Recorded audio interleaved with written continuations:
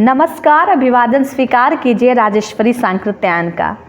आज की special report में हम बात करेंगे एक ऐसे संघ की जिसे प्रशंसा या आलोचना से कोई फर्क नहीं पड़ता। वह तो बस राष्ट्र सेवा में लीन रहने वाला संगठन है। किसी भी संगठन के बारे में जानने से पहले उस संगठन को शुरू करने वाले व्यक्ति के बारे में जानना जरूरी होता है।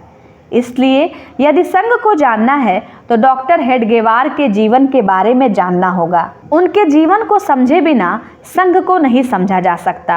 हिंदू संगठन और राष्ट्र को परम वैभव पर ले जाने के जिस उद्देश्य को लेकर सन 1925 में विजयादशमी के दिन नागपुर में डॉक्टर केशवराव बलराम हेडगेवार ने राष्ट्रीय स्वयंसेवक संघ की स्थापना की थी, आज वह संघ अपनी विकास यात्रा के 97 वर्ष पूर्ण कर चुका है। उपेक्षा व विरोध का सतत सामना करते हुए, अत्यंत विपरीत परिस्थितियों से पार पाते हुए संघ कार्य आज अनुकूलता की स्थिति में पहुंचा है। इन 97 वर्षों की यात्रा में हिंदू संगठन के साथ साथ आम लोगों का विश्वास जीतने और राष्ट्र जागरण के प्रयास में संघ पूर्णतया सफल रहा है। देश दुनिया में RSS नाम से विख्यात राष्ट्रीय स्वयंसेवक संघ विश्व का सबसे बड़ा सामाजिक संगठन है। संघ की तुलना किसी दूसरे संगठन से नहीं कर सकते, क्योंकि तुलना करने के लिए भी इसके जैसा कोई होना चाहिए। इसलिए बहुत से लोग स्वार्थवश इस संघ को बुरा भला कहते हैं। कुछ लोग अज्ञानवश भी संघ की आलोचना करते हैं, क्योंकि उनको संघ की असलियत पता नहीं है। नागपुर से शुरू हुआ संघ विशाल वट वृक्ष का रूप धारण कर चुका है।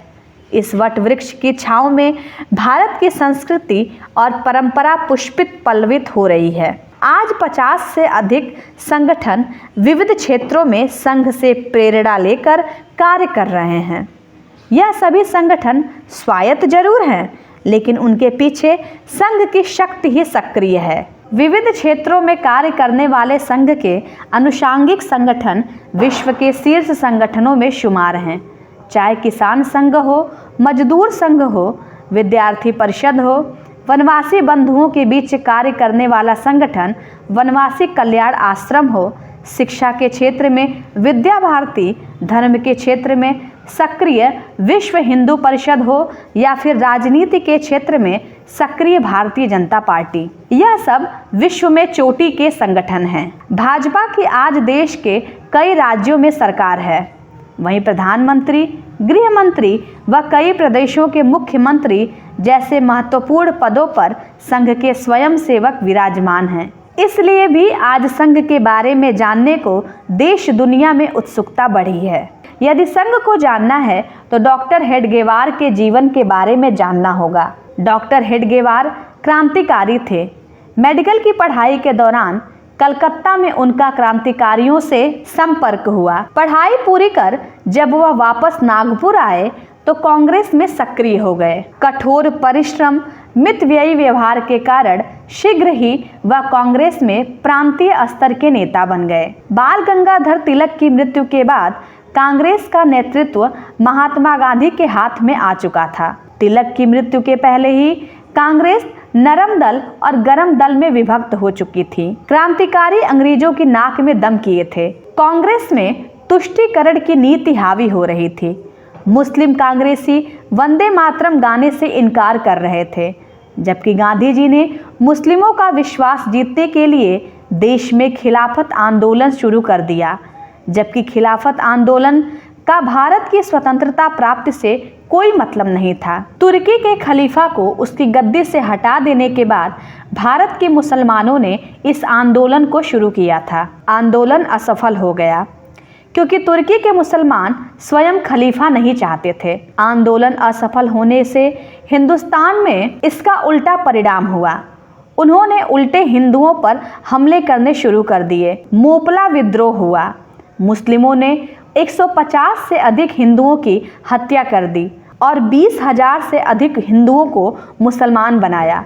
इन सब घटनाओं का डॉक्टर हेडगेवार ने बारीकी से अध्ययन किया। उस समय की परिस्थिति को देखकर यह लग रहा था कि भारत जल्द आज़ाद होने वाला है, लेकिन आज़ादी के बाद देश का भविष्य क्या होगा, इस बारे में स्पष्ट कल्पना लोगों के दिमाग में नहीं थी। डॉक्टर हेडगेवार ने सोचा कि आज़ादी तो हमें मिल जाएगी, लेकिन क्या गारंटी है कि भारत दोबारा गुलाम नहीं होगा। उन्होंने भारत की गुलामी के कारणों का अध्ययन किया तो ध्यान में आया कि भारत धन धान्य से परिपूर्ण था। बड़े बड़े शूरवीर योद्धा, उन्नत हथियार, सारे संसाधन भारत में मौजूद थे। कमी एक चीज की थी कि स्वत्व का अभाव था। यहाँ का समाज आपस में जातियों में बटा था। तब ध्यान में आया कि अगर हम एक नहीं हुए तो हम पिटते रहेंगे, लूटते रहेंगे और गुलाम बनते रहेंगे। डॉक्टर हेडगेवार ने निश्चय किया कि हम एक ऐसा संगठन बनाएंगे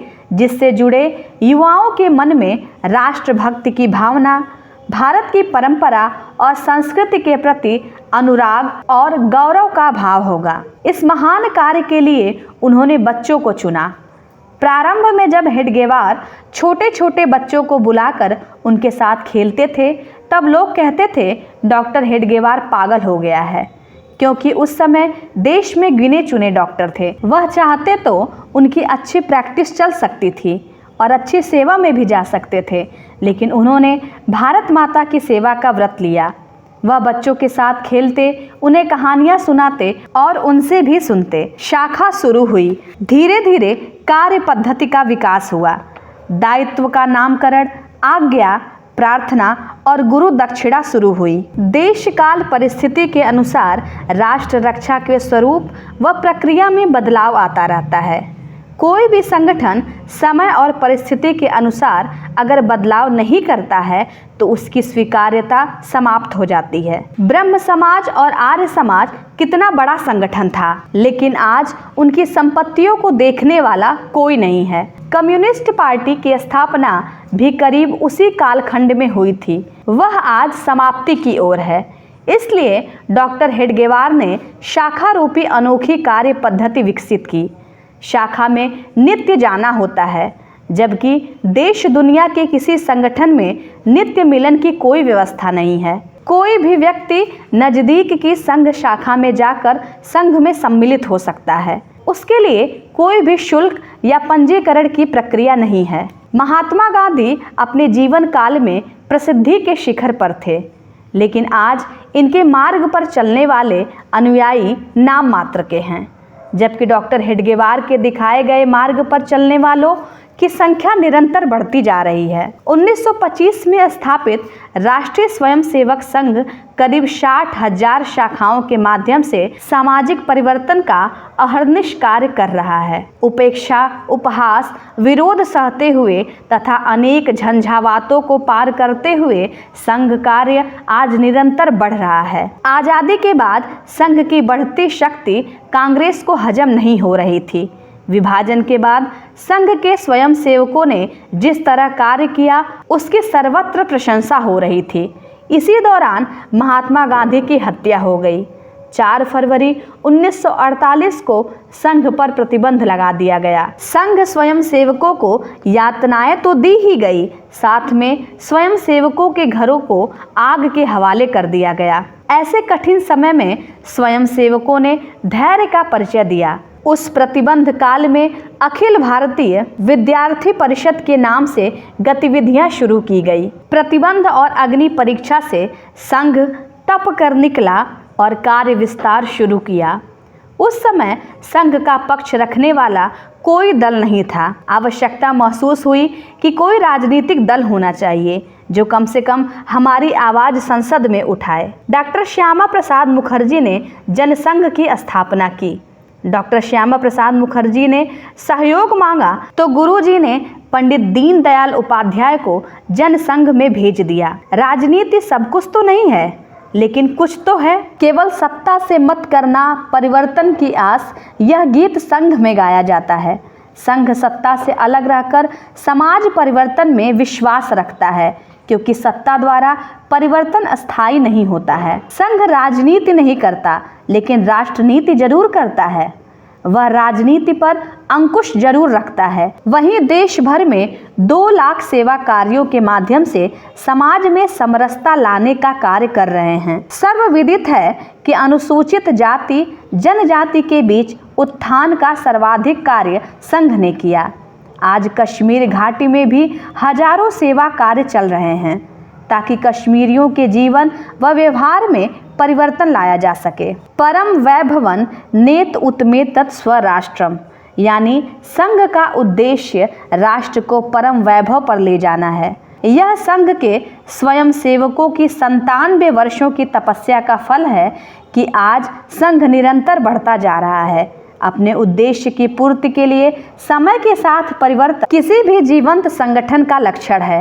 इन 97 वर्षों में केवल गणवेश ही नहीं, संघ की प्रार्थना, आज्ञाएं, घोष की रचनाएं, सेवा संपर्क प्रचार जैसे कार्य विभाग व सामाजिक समरसता, ग्राम विकास, कुटुंब प्रबोधन, पर्यावरण व जल संरक्षण जैसी अनेक गतिविधियां शुरू की गई। संघ कार्य पद्धति की यह अनोखी मिसाल है जो अन्य किसी संगठन में देखने को नहीं मिलेगी।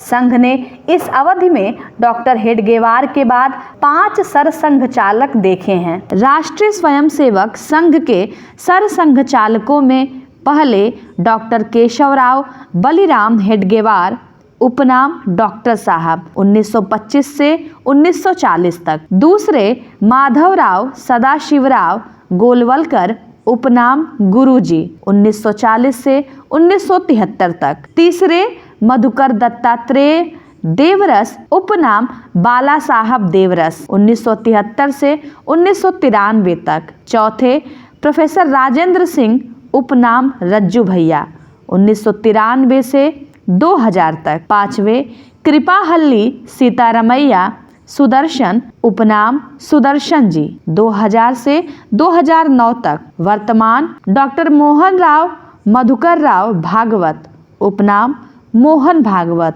2009 से अब तक। डॉक्टर हेडगेवार और गुरुजी ने जो परंपरा शुरू की, उसी परंपरा के तहत संघ के सरसंघ चालक तय होते हैं। संघ अब सर्वव्यापी के बाद सर्वस्पर्शी संगठन बन चुका है। संघ का उद्देश्य हिंदू समाज को संगठित कर उसे शक्तिशाली बनाना है। हिंदू समाज को सामर्थ्य संपन्न और बलशाली बनाना संघ का अंतिम लक्ष्य है।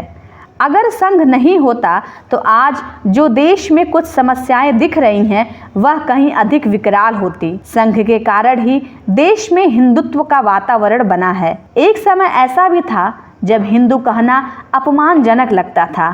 सांस्कृतिक जागरण के कारण आज लोग हिंदू कहलाने में गर्व की अनुभूति कर रहे हैं। आतंकी राष्ट्र पाकिस्तान भी संघ से खौफ खाता है। वहां के प्रधानमंत्रियों ने संयुक्त राष्ट्र संघ की बैठक में एक बार नहीं 11 बार राष्ट्रीय स्वयंसेवक संघ का जिक्र किया।